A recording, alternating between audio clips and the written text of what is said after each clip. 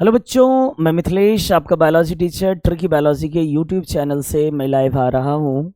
जैसा कि आप जानते हैं, मेरा नाम मिथिलेश है। मैं वॉरियर्स बायोलॉजी फाउंडर हूँ इसका। तो आज हमारा बायोलॉजी का पहला टेस्ट होने वाला है नए सेशन 2026-27 वाले विद्यार्थियों का, जो बेसिक बायोलॉजी का है। तो एक बेजोड़ कोटेशन है, एक दिन तुम अपने संघर्षों पर गर्व करोगे, फिलहाल वक्त है खुद पर काम करने का। यानी बच्चे, ये जो 1 वर्ष के बाद जो आपका एग्ज़ाम होने वाला है, उसमें रिजल्ट पे आप खुद गर्व करोगे। तभी ऐसा हो पाएगा जब आप इन वक्तों में आप मेहनत अच्छे से करोगे।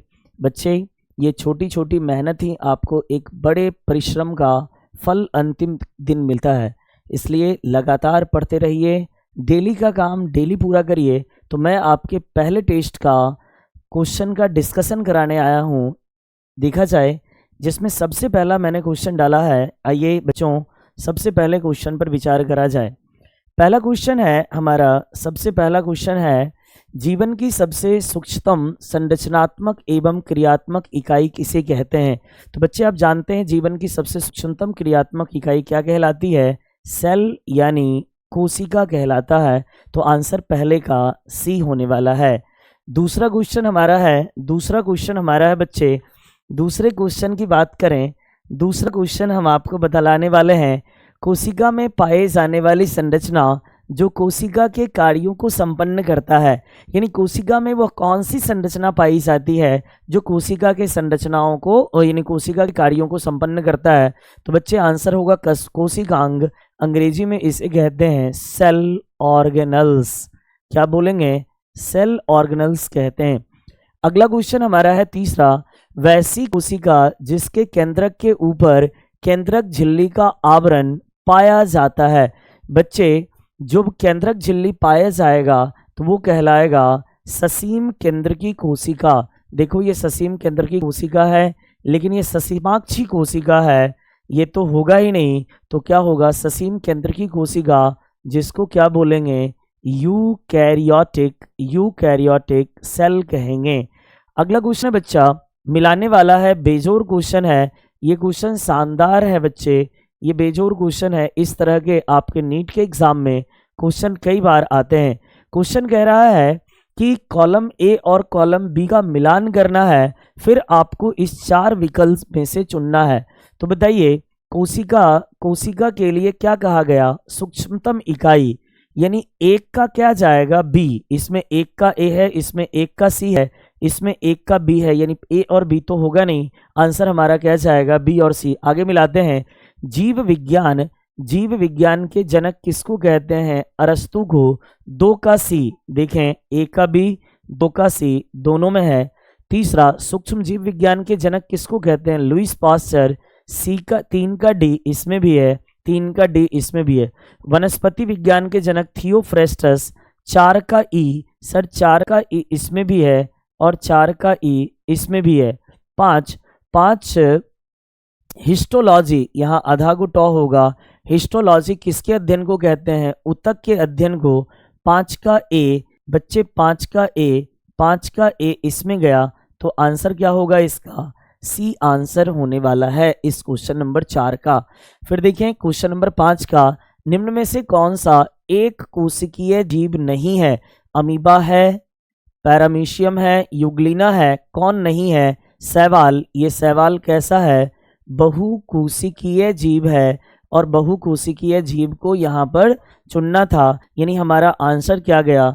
बहुकोशिकीय जीव। छठा है, जीवों की बाहरी संरचना का अध्ययन क्या कहलाता है? बाहरी संरचना का मतलब क्या? आकार की कहलाएगा बच्चे, आकार की, जिसको क्या कहते हैं?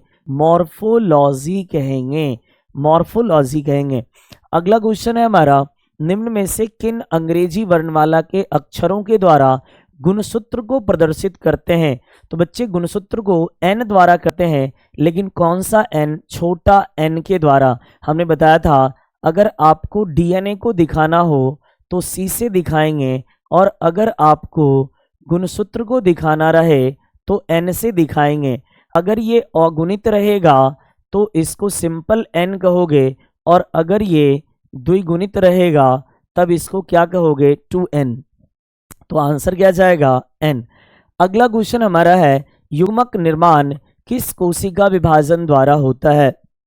बच्चे सामान्यतः युग्मक निर्माण किसके द्वारा होगा, अर्धसूत्री यानी मियोसिस के द्वारा। मियोसिस के द्वारा यानी मान लीजिए कोई द्विगुणित जीव है तो इसमें कौन सी कोशिका विभाजन होगी, अर्धसूत्री, और अर्धसूत्री से क्या बनते हैं, युग्मक बनते हैं, और ये भी कैसा होगा, अगुणित, यानी 2n से कहाँ गया, n के तरफ, इसलिए अर्धसूत्री। अगला क्वेश्चन है कोशिका विभाजन के दौरान मुख्य 2 पद संपन्न होते हैं जिसमें सही क्रम क्या है। तो बच्चे पहले होता है क्या, पहला होता है कोशिका के अंदर क्या होता है, पहले होता है केंद्रक विभाजन, पहला क्या होगा केंद्रक विभाजन, और फिर क्या होगा कोशिका द्रव्य विभाजन, कोशिका द्रव्य विभाजन।